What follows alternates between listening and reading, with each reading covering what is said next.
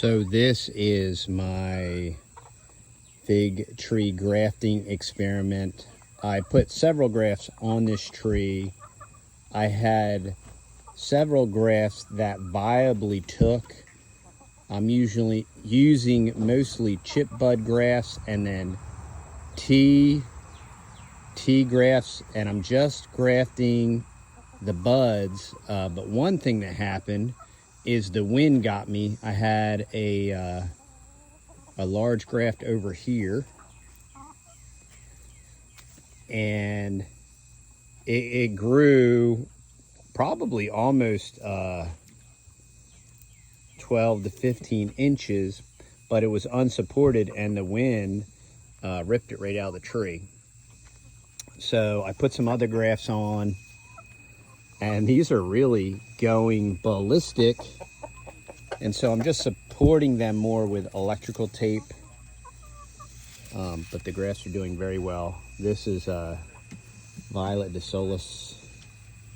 Now what's interesting is this is a green Isha that I grafted a month before I grafted that. And it's still growing and hanging in there, but you can just see that it's a lot slower. So I have to keep the rest of these buds picked off of this tree so that the tree forces all of its energy to what's called apiarial dominance. So that's what's going on here. And you can see just how from that one tiny bud on May, whenever that was, May 23rd. And from this one tiny bud, I got all these branches going on. I believe this was the same day. I think I put a date on here.